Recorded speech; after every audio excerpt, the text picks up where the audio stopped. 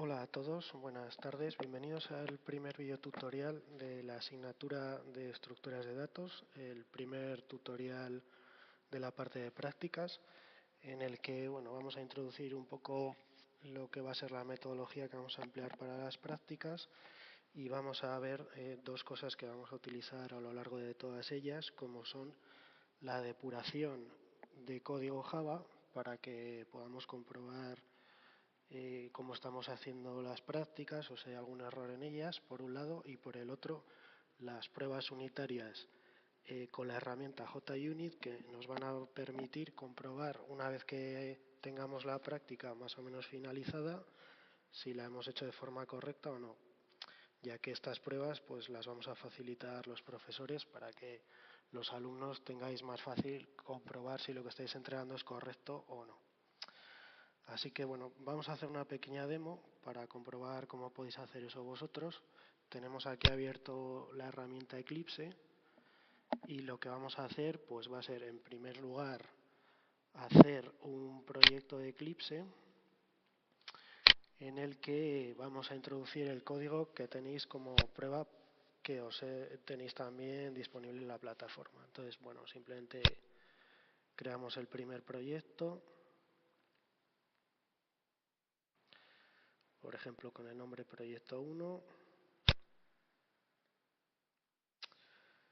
Lo que vamos a hacer ahora, podemos dejar la configuración por defecto, lo que vamos a hacer ahora es simplemente incluir en el proyecto el código que os hemos facilitado de ejemplo.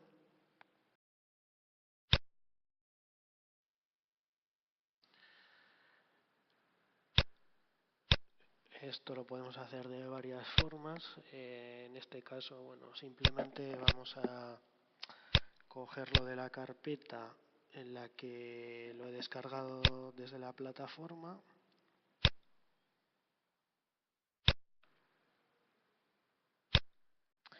En el primer caso está en la carpeta demo depuración y nos aparecen las dos clases sobre las que vamos a trabajar.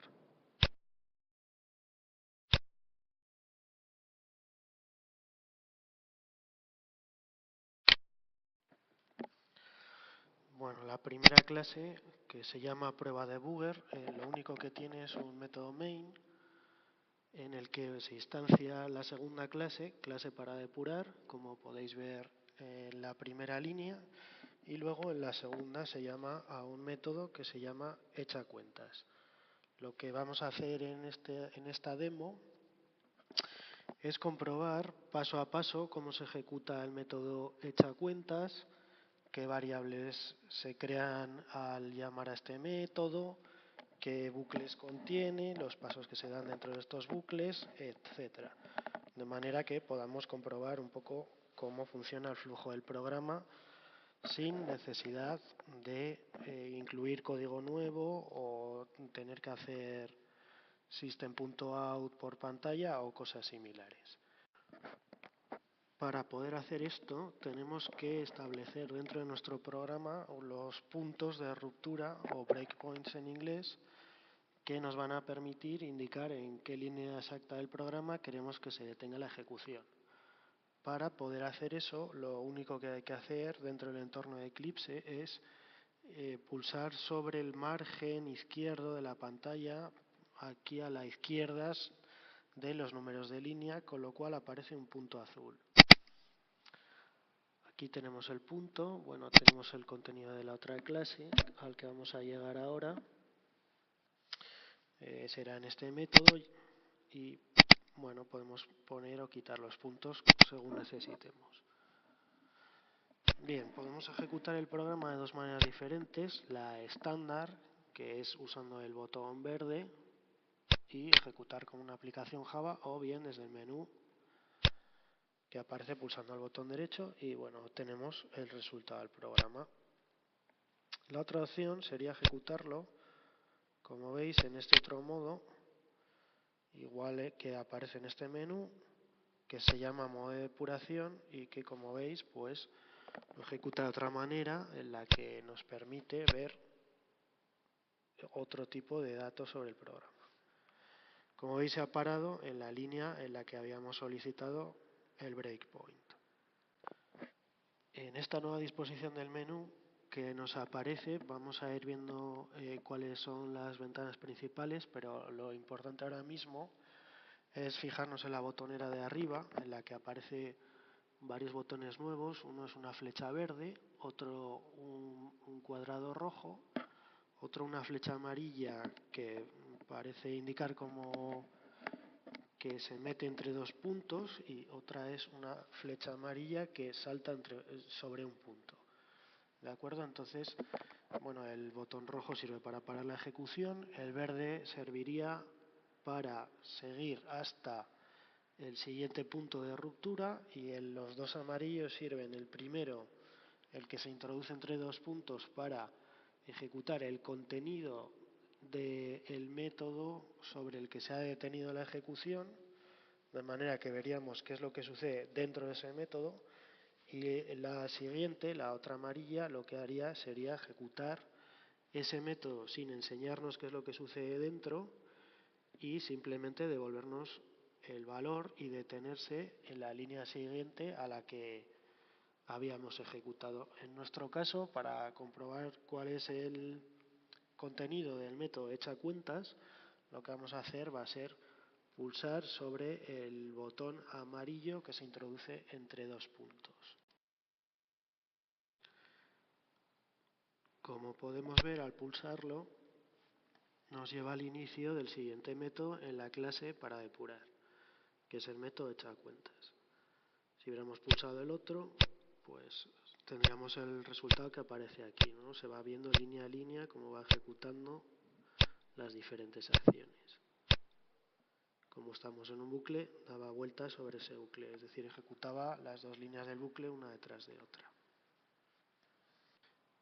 Vemos también que tenemos un nuevo botón aquí arriba que parece una flecha amarilla que sale de entre dos puntos, lo que significa que al pulsarla se finaliza la ejecución del método sobre el que estamos trabajando y simplemente devuelve la ejecución a la clase sobre la que se llamó a este método y que nos permitiría seguir la ejecución del programa una vez que se ha finalizado el método en el que estábamos, para poder seguir con la ejecución, que es lo que vamos a hacer ahora.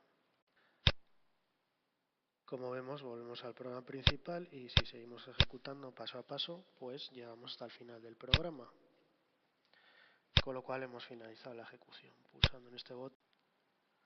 Otra de las cosas interesantes que podemos ver mientras estamos depurando, como vamos a hacer ahora, es que podemos ver el contenido de las diferentes variables. Podemos entrar en el método y ver paso por paso, podemos ir viendo cómo se ejecutan las líneas, pero sobre todo aquí, pues por ejemplo, podemos ver que hay una variable i que corresponde con esta del bucle, cuyo valor es 3, en el que si seguimos ejecutando, pues pasa a tener como valor 4, y si seguimos ejecutando 5, 6, etc.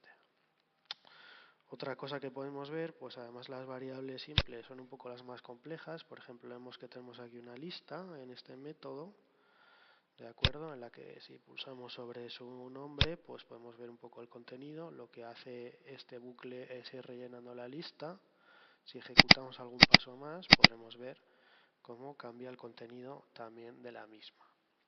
Incluso si tenemos pulsado este botón de aquí, de mostrar la estructura lógica, podemos desplegarlo y ver pues uno por uno que tiene unos elementos en forma de lista y cuál es el contenido individual de cada uno.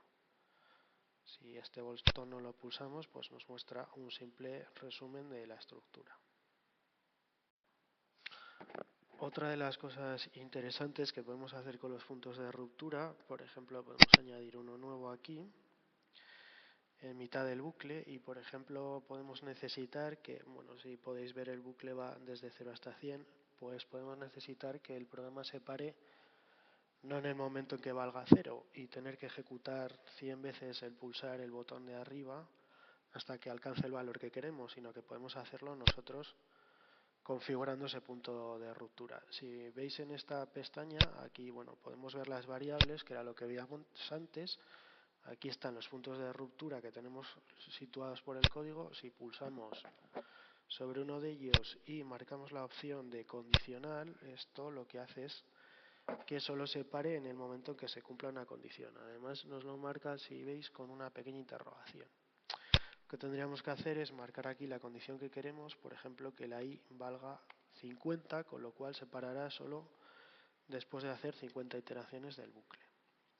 Si lo hemos hecho bien, podemos comprobar, bueno, se para en el primer punto de ruptura, pero podemos decirle que continúe hasta el siguiente.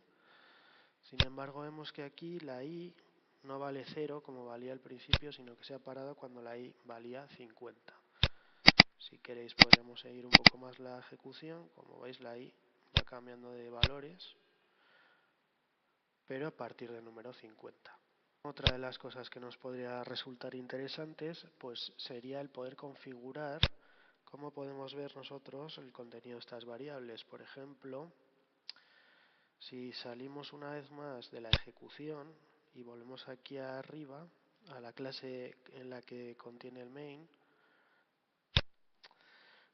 podemos ver que hemos creado una clase que se llamaba clase para depurar, en el que aquí, bueno, nos da un poco el nombre de la clase, pero lo mismo que aparece aquí, pero igual este nombre no nos dice nada y, por ejemplo, queremos conocer el tamaño de la lista. Para hacer eso simplemente pulsaríamos con el botón derecho sobre el nombre, podríamos ir a este menú en el que pone New Detail Formatter y, por ejemplo, escribir aquí de la misma manera que haríamos sobre el System Out, que es lo que queremos ver acerca de ese objeto. Por ejemplo, el tamaño es